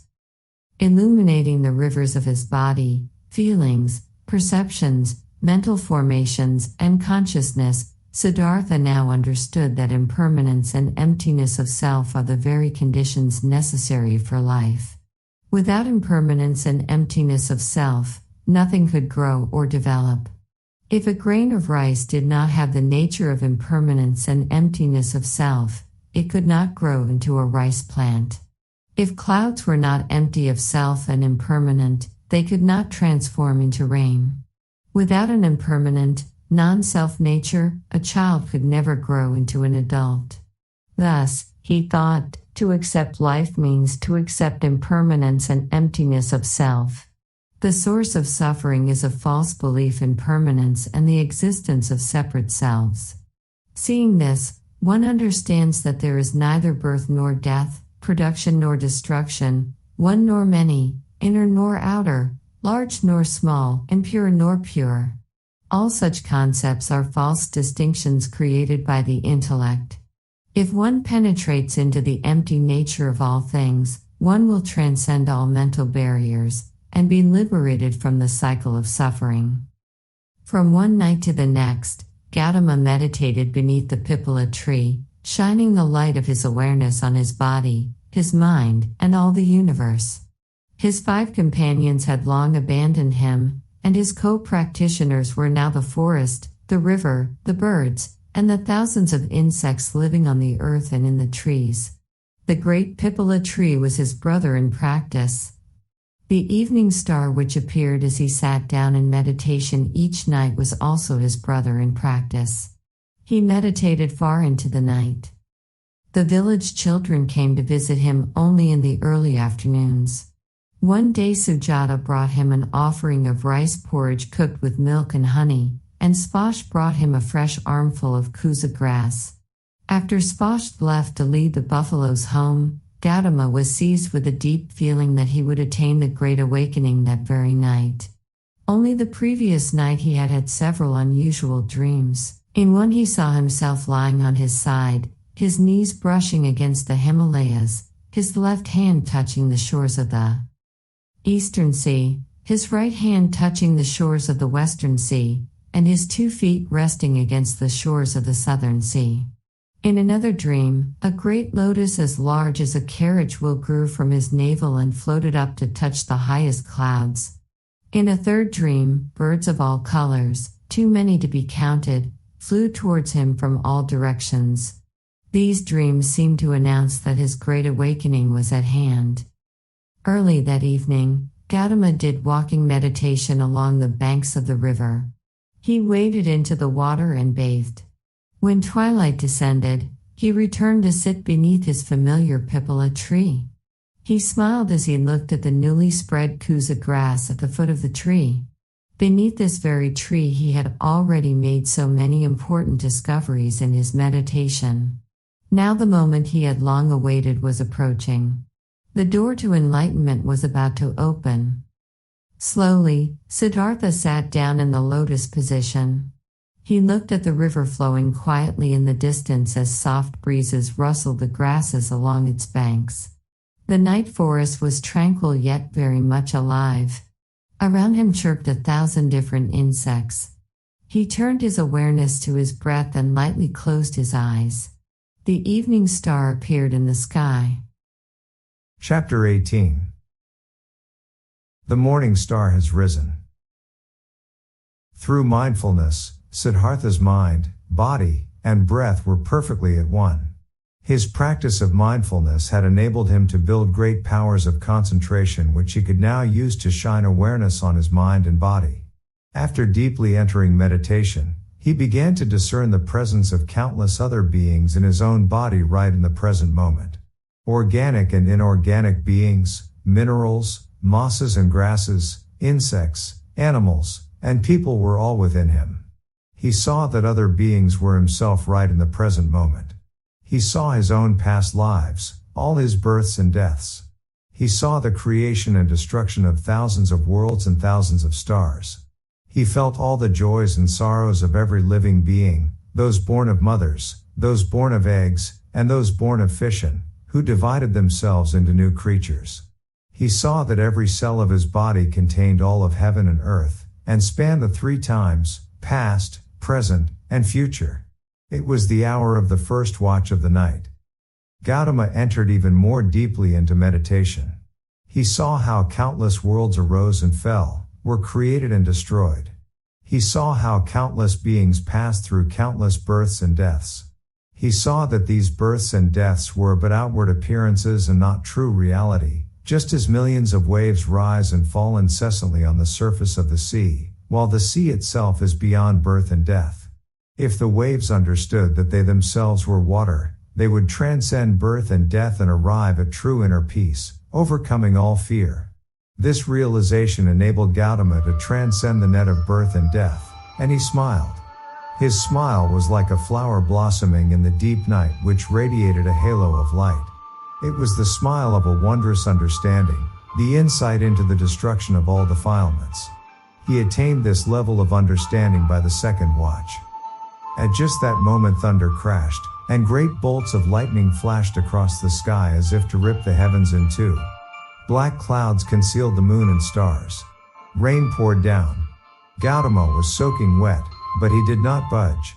He continued his meditation. Without wavering, he shined his awareness on his mind. He saw that living beings suffer because they do not understand that they share one common ground with all beings. Ignorance gives rise to a multitude of sorrows, confusions, and troubles. Greed, anger, arrogance, doubt, jealousy, and fear all have their roots in ignorance. When we learn to calm our minds in order to look deeply at the true nature of things, we can arrive at full understanding which dissolves every sorrow and anxiety and gives rise to acceptance and love. Gautama now saw that understanding and love are one. Without understanding there can be no love. Each person's disposition is the result of physical, emotional, and social conditions. When we understand this, we cannot hate even a person who behaves cruelly, but we can strive to help transform his physical, emotional, and social conditions. Understanding gives rise to compassion and love, which in turn give rise to correct action. In order to love, it is first necessary to understand, so understanding is the key to liberation. In order to attain clear understanding, it is necessary to live mindfully, making direct contact with life in the present moment, truly seeing what is taking place within and outside of oneself. Practicing mindfulness strengthens the ability to look deeply, and when we look deeply into the heart of anything, it will reveal itself. This is the secret treasure of mindfulness. It leads to the realization of liberation and enlightenment. Life is illuminated by right understanding, right thought, right speech, right action, right livelihood, right effort, right mindfulness, and right concentration. Siddhartha called this the noble path, Arya Marga. Looking deeply into the heart of all beings, Siddhartha attained insight into everyone's minds, no matter where they were, and he was able to hear everyone's cries of both suffering and joy. He attained to the states of divine sight, divine hearing, and the ability to travel across all distances without moving. It was now the end of the third watch, and there was no more thunder. The clouds rolled back to reveal the bright moon and stars. Gautama felt as though a prison which had confined him for thousands of lifetimes had broken open. Ignorance had been the jail keeper. Because of ignorance, his mind had been obscured, just like the moon and stars hidden by the storm clouds. Clouded by endless waves of deluded thoughts, the mind had falsely divided reality into subject and object, self and others, existence and non-existence, birth and death, and from these discriminations arose wrong views, the prisons of feelings, craving, grasping, and becoming. The suffering of birth, old age, sickness, and death only made the prison walls thicker. The only thing to do was to seize the jail keeper and see his true face. The jail keeper was ignorance. And the means to overcome ignorance were the Noble Eightfold Path. Once the jail keeper was gone, the jail would disappear and never be rebuilt again. The hermit Gautama smiled, and whispered to himself, "O jailer, I see you now. How many lifetimes have you confined me in the prisons of birth and death? But now I see your face clearly, and from now on you can build no more prisons around me." Looking up, Siddhartha saw the morning star appear on the horizon, twinkling like a huge diamond. He had seen this star so many times before while sitting beneath the pipala tree, but this morning it was like seeing it for the first time. It was as dazzling as the jubilant smile of enlightenment. Siddhartha gazed at the star and exclaimed out of deep compassion, "All beings contain within themselves the seeds of enlightenment, and yet we drown in the ocean of birth and death for so many thousands of lifetimes." Siddhartha knew he had found the great way. He had attained his goal, and now his heart experienced perfect peace and ease.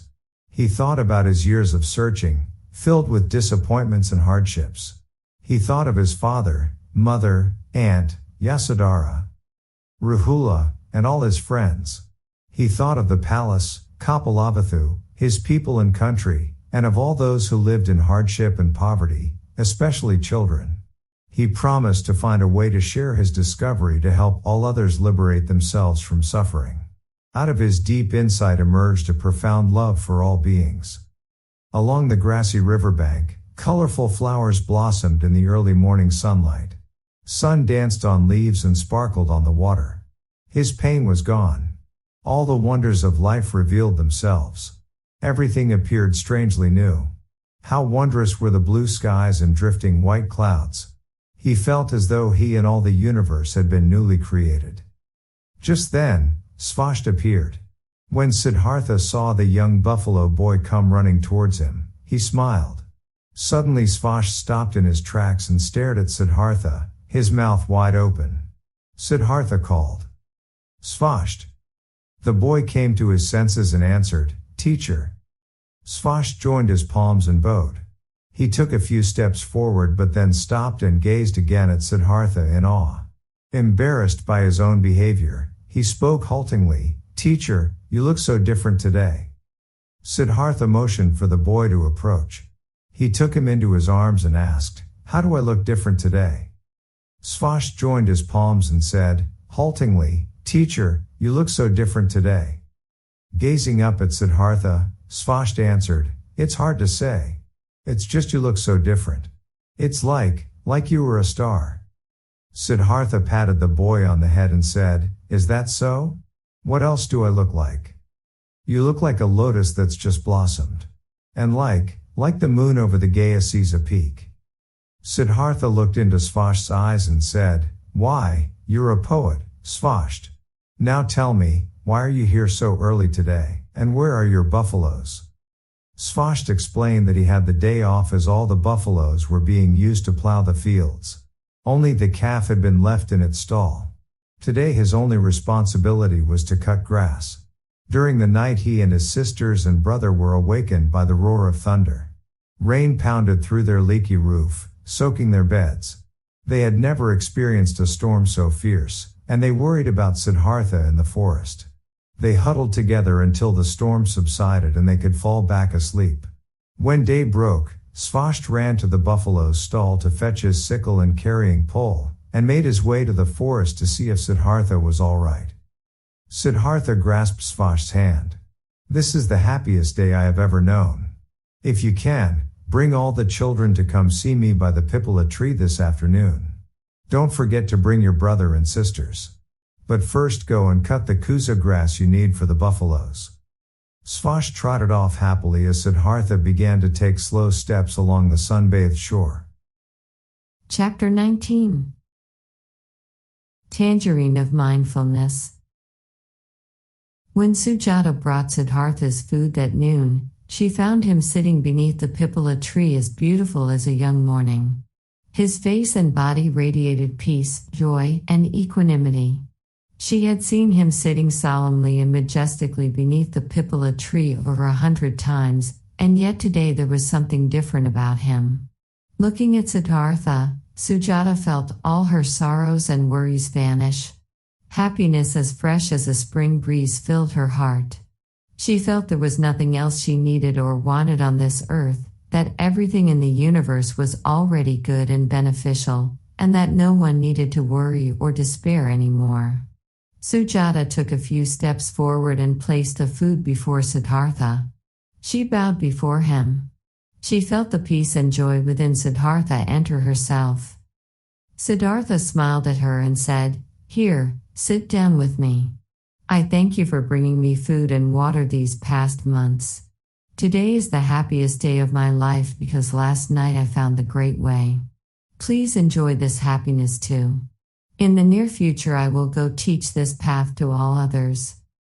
Sujata looked up with surprise. "You will be going? You mean you will leave us?"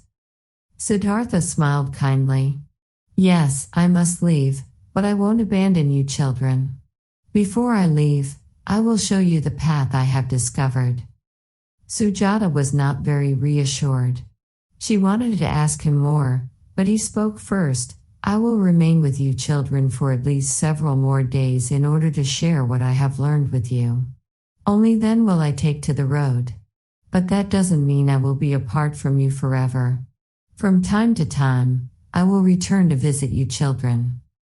Sujata felt comforted. She sat down and opened the banana leaf to reveal the offering of rice. She sat silently at Siddhartha's side as he ate. She watched as he broke off pieces of rice and dipped them in sesame salt. Her heart was filled with inexpressible happiness. When he finished eating, Siddhartha asked Sujata to return home. He said he wanted to meet with the village children that afternoon in the forest. Many children came, including Svasht's brother and sisters. The boys had all bathed and put on clean clothes. The girls wore their loveliest saris.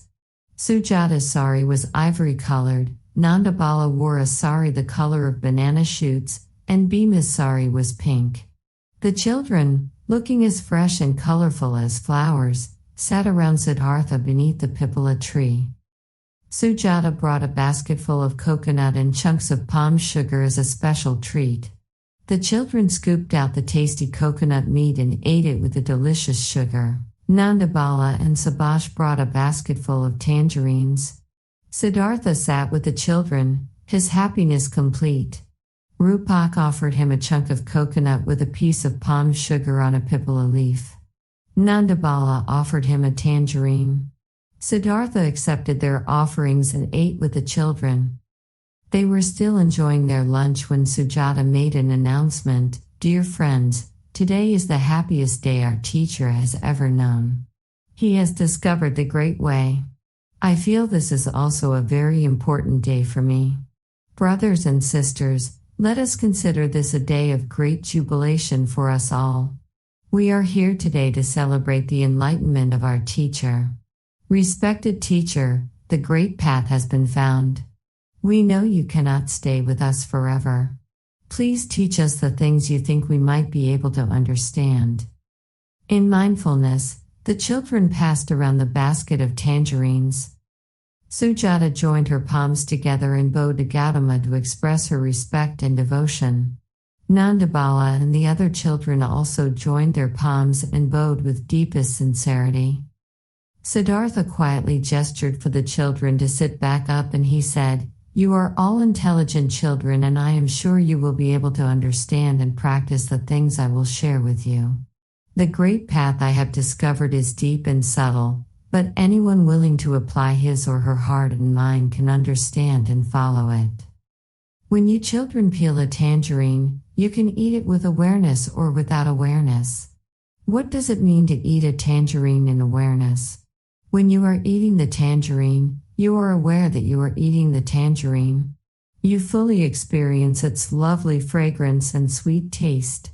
When you peel the tangerine, you know that you are peeling the tangerine. When you remove a slice and put it in your mouth, you know that you are removing a slice and putting it in your mouth. When you experience the lovely fragrance and sweet taste of the tangerine, you are aware that you are experiencing the lovely fragrance and sweet taste of the tangerine.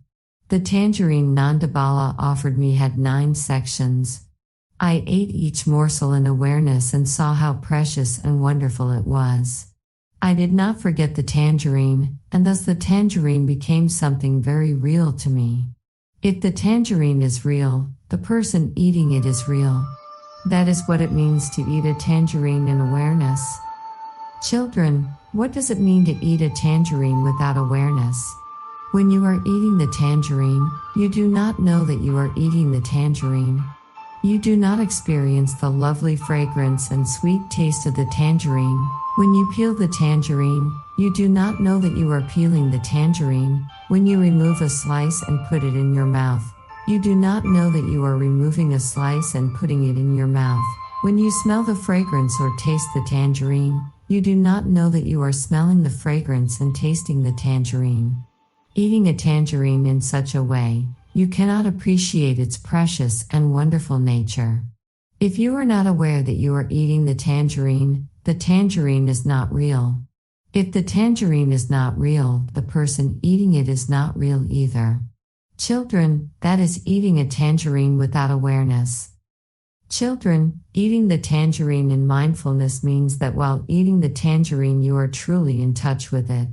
Your mind is not chasing after thoughts of yesterday or tomorrow, but is dwelling fully in the present moment. The tangerine is truly present.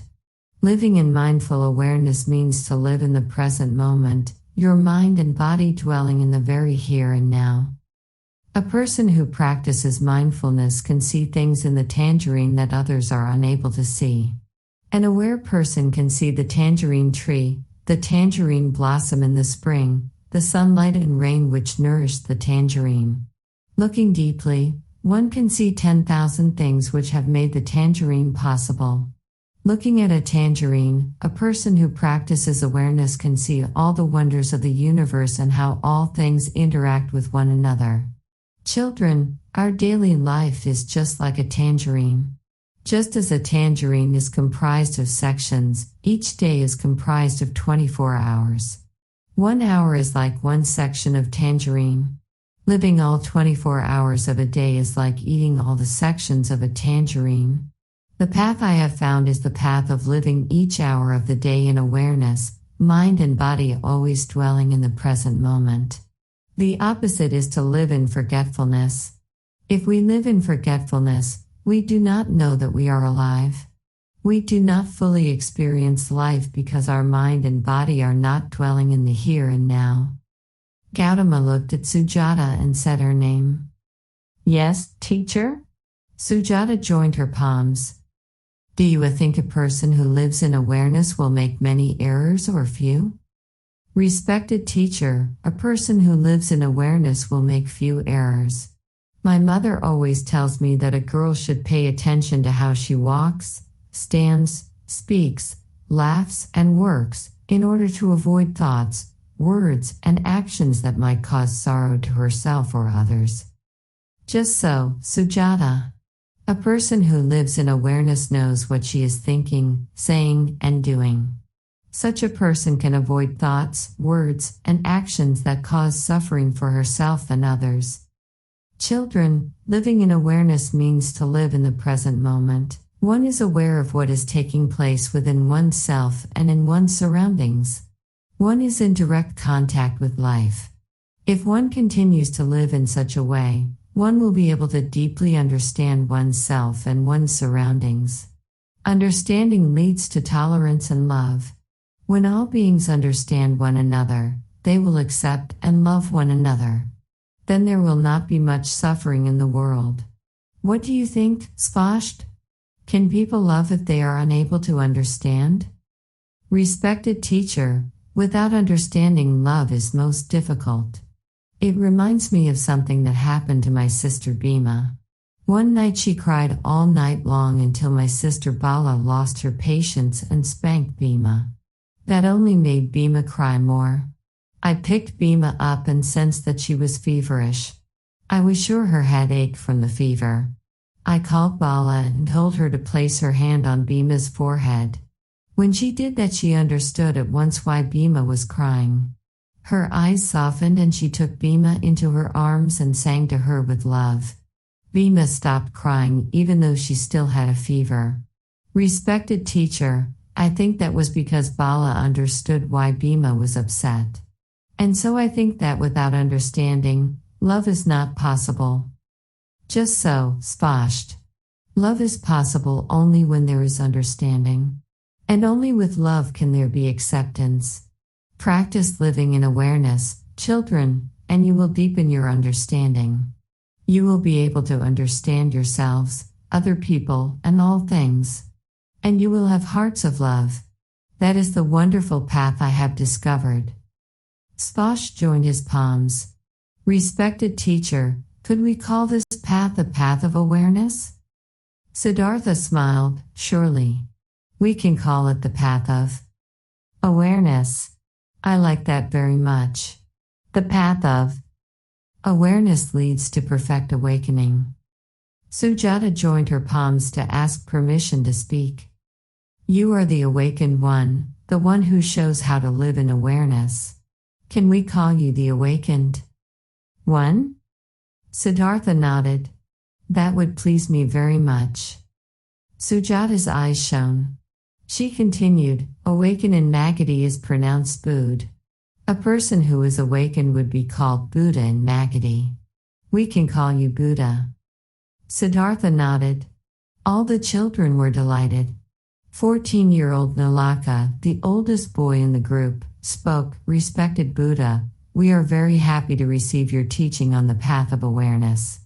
Sujata has told me how you have meditated beneath this pipala tree for the past 6 months and how just last night you attained the Great Awakening.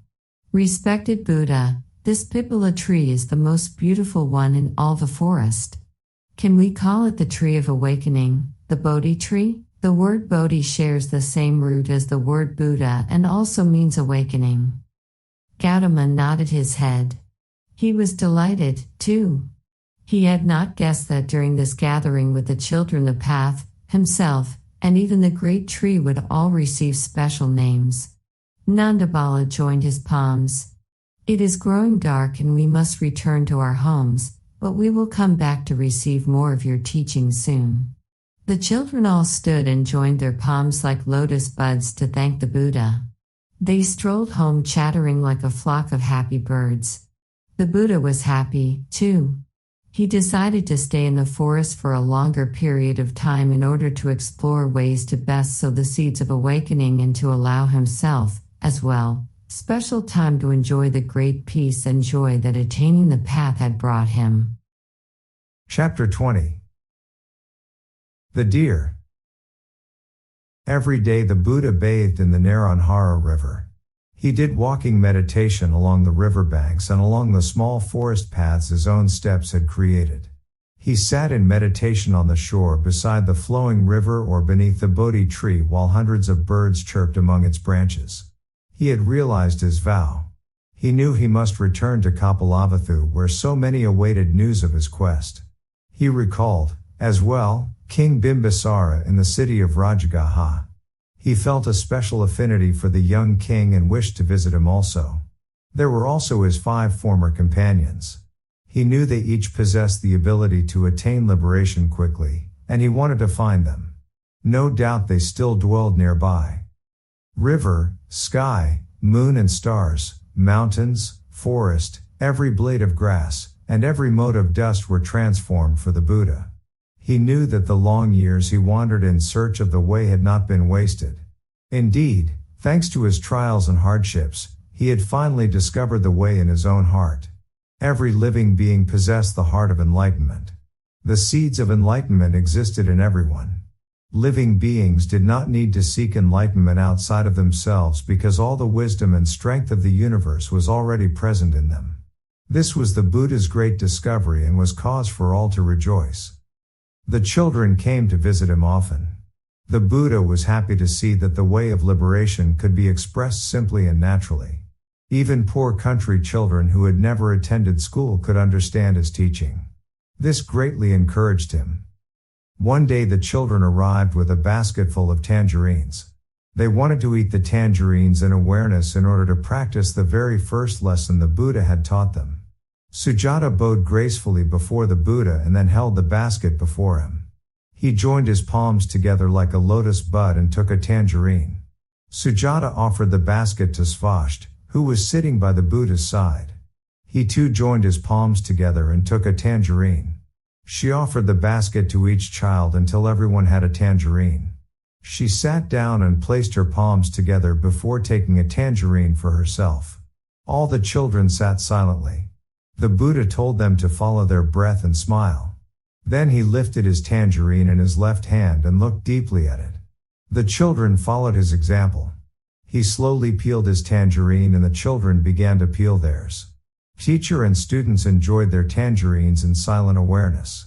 When everyone was finished eating, Bala gathered up the peels. The children had greatly enjoyed eating their tangerines mindfully with the Buddha. The Buddha took great pleasure in sharing such a practice with the children. The children visited the Buddha in the afternoons. He showed them how to sit still and to follow their breath in order to calm their minds when they felt sad or angry. He taught them walking meditation to refresh their minds and bodies. He taught them to look deeply at others and at their own actions in order to be able to see, to understand, and to love. The children understood all he taught them. Nanda Bala and Sujata spent an entire day sewing a new robe to offer the Buddha. It was the color of bricks, similar to the cloth of the Buddha's old robe. When Sujata learned he had to take the cemetery cloth used to cover the corpse of her former household servant, Radha, who died of typhoid fever, she wanted to weep. The Buddha was sitting beneath the Bodhi tree when the 2 girls arrived to offer him the robe. They waited quietly for him to emerge from his meditation. When they presented him with the new robe, he was very happy. "I have need of this robe," he said. He told them he would keep the old cloth, as well, in order to have something to wear whenever he washed his new robe. Nanda Bala and Sujata privately resolved to sew him another robe soon. One day, Sujata's 12-year-old girlfriend, Balagupta, asked the Buddha to speak to them about friendship. Just the day before, Balagupta had had an argument with her closest friend, Yatilika. She had not wanted to stop by Yatilika's house on her way to see the Buddha the following day and only did so at Sujata's insistence. Yatilika only agreed to join them because Sujata was there. When the girls arrived at the Bodhi tree, Balagupta and Yatilika sat far apart from one another.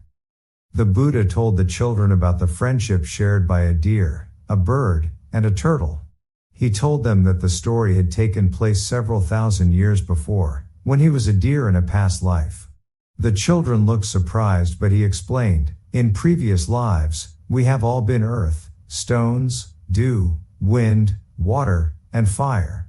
We have been mosses, grasses, trees, insects, fish, turtles, birds, and mammals.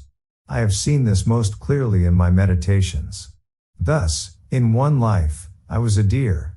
This is quite an ordinary thing. I can still remember a life in which I was a jagged rock upon a mountain peak and another life in which I was a plumeria tree. It is the same for all of you.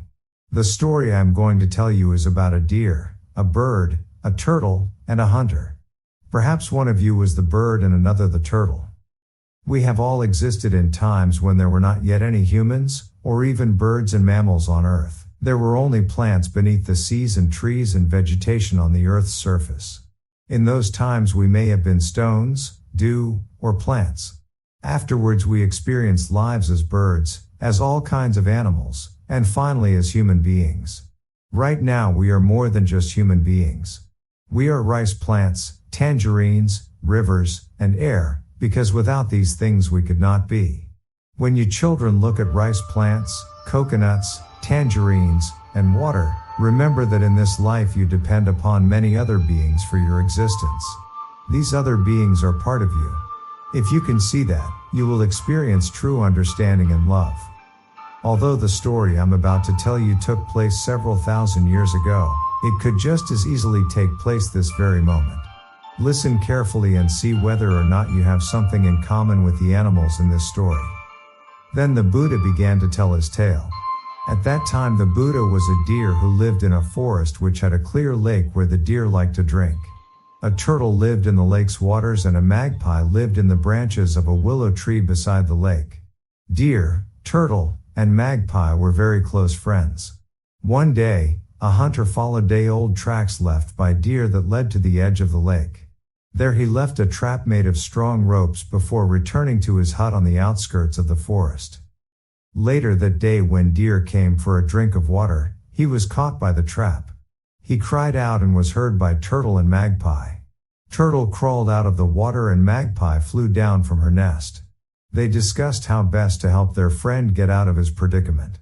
Magpie said, "Sister Turtle, your jaws are sturdy and strong. You can use them to chew and cut through these ropes. As for me, I'll find a way to prevent the hunter from coming back here." Magpie then flew off in haste. Turtle began to gnaw at the ropes. Magpie flew to the hunter's hut and perched on a mango branch outside his front door all night to wait for him. When day broke, the hunter took a sharp knife and walked out his door. As soon as she saw him, Magpie flew into his face with all her might. Struck in the face by the bird, the hunter was momentarily dazed and went back inside his hut. He lay down on the bed to rest a moment. When he got up he paused for a moment and then, still clutching his sharp knife, went out the back door of his hut. But clever Magpie had outguessed him. She was waiting at the back perched on a jackfruit branch. Again she flew into his face, smacking him hard. Struck in the face twice by a bird, the hunter went back into his house to think things over. He decided it was an unlucky day and that perhaps it would be best to remain home until the morrow. The next morning he rose early. He picked up his sharp knife and, as a precaution, covered his face with a hat before he walked out the door. Seeing she could no longer attack the hunter's face, Magpie sped back to the forest to warn her friends. The hunter is on his way. Turtle had almost chewed through the last of the ropes. But the last rope seemed as hard as steel. Her jaws were raw and bloody from chewing nonstop throughout 2 nights and a day. Still she did not stop. Just then the hunter appeared. Frightened, Deer gave a mighty kick which broke through the last rope and set him free. Deer ran into the forest. Magpie flew high into the willow tree. But Turtle was so exhausted from her efforts that she could not move. The hunter was angry to see the deer escape. He picked up the turtle and tossed her in his leather sack, which he left hanging on a branch of the willow tree. Then he went off to find Deer. Deer stood concealed behind some bushes and so saw Turtle's predicament. My friends risked their lives for me, he thought, now it is time for me to do the same for them. Deer stepped out in full view of the hunter. He pretended to stumble as though very tired, and then he turned away and hobbled weakly down the path. The hunter thought, the deer is almost out of strength. I will stalk it and soon kill it with my knife. The hunter pursued Deer deeper and deeper into the forest. Deer managed to stay just out of the hunter's reach. When they were far from the lake, Deer suddenly broke into a run until he was out of the hunter's sight. He covered his hoof prints and then returned to the lake. He used his antlers to lift the leather bag off the branch and to shake Turtle out. Magpie joined her two friends. You both saved me from sure death today at the hunter's hand, said Deer. I fear he will return here before long. Magpie, fly to a safer spot in the forest. Sister Turtle, crawl back into the water and hide. I will run back into the forest. When the hunter arrived back at the lake, he found his leather sack on the ground, empty. Frustrated, he picked it up and still clutching his knife, trudged home. The children had listened to the Buddha's tale with wide-eyed interest.